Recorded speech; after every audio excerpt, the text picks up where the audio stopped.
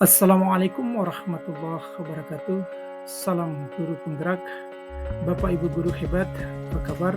Semoga kita selalu dalam lindungan Tuhan Yang Maha Kuasa dan selalu tetap semangat.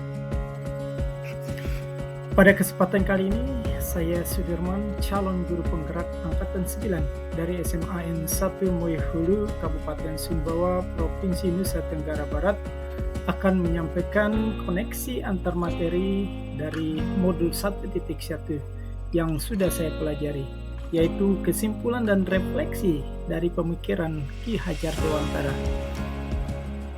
Hal yang saya percaya tentang murid dan pembelajaran di kelas sebelum saya mempelajari modul 1.1 ini adalah: yang pertama, semua peserta didik mendapat perlakuan yang sama, tidak sesuai dengan karakteristik, bakat, serta minat mereka.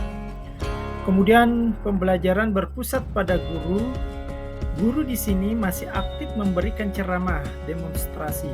Semua pembelajaran berasal dari guru. Peserta didik hanya menerima materi, kemudian patokan ketercapaian pembelajaran yaitu dari nilai KKM atau kriteria ketuntasan minimal. Lalu ketika peserta didik tidak menulis, maka tidak belajar, dan pembelajaran budi pekerti difokuskan pada pelajaran tertentu seperti pendidikan agama dan PPKN saja, tidak terintegrasi dengan pembelajaran yang lainnya. Seperti terlihat pada gambar berikut ini bahwa peserta didik diperlakukan sama. Yang berubah dari pemikiran atau perilaku saya setelah mempelajari modul ini yaitu: pertama, saya mengalami perubahan pemikiran bahwa guru bukanlah satu-satunya sumber belajar siswa, dan setiap peserta didik memiliki karakteristik yang unik, yang berbeda dengan peserta didik yang lainnya, sehingga ketercapaian belajar setiap peserta didik berbeda-beda. Semua pembelajaran integrasikan dengan penerapan budi pekerti, jadi tidak hanya pelajaran tertentu, misalnya pelajaran agama atau PPKN. Selain perubahan pemikiran, saya juga mengalami perubahan perilaku, bahwa kita sebagai pendidik harus mengarahkan peserta didik belajar sesuai dengan minat dan bakatnya, kemudian menerapkan strategi dan model pembelajaran yang kolaboratif dan bervariasi, dan juga menerapkan pembelajaran yang berdiferensiasi sesuai dengan minat dan kreativitas peserta didik. Kemudian hal yang segera saya terapkan lebih baik agar kelas saya mencerminkan pemikiran Ki Hajar Dewantara. Kemudian hal yang segera saya lakukan lebih baik agar kelas saya mencerminkan pemikiran Ki Hajar Dewantara adalah: yang pertama, saya merancang dan menerapkan pembelajaran yang berdiferensiasi, memperhatikan karakteristik, minat, dan bakat peserta didik. Kemudian student center atau berpusat pada peserta didik, lalu kolaboratif yaitu memacu rasa kerjasama peserta didik, lalu variatif, tidak membosankan tetapi menyenangkan, dan juga kreatif.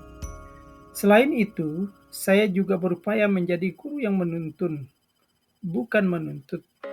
Kemudian memperhatikan kodrat anak, mengutamakan budi pekerti, dan saya berharap saya dapat menginspirasi lingkungan belajar di sekitar saya. Tergambar seperti proses pembelajaran berikut ini. Berdasarkan jawaban dari pertanyaan pemantik tadi, maka saya mengambil kesimpulan bahwa dasar pemikiran Ki Hajar Dewantara adalah mendidik adalah menuntun, bukan menuntut. Kemudian menyesuaikan dengan kodrat anak, memerdekakan anak lahir dan batin, menerapkan pendidikan yang berpihak pada anak, bukan tabula rasa.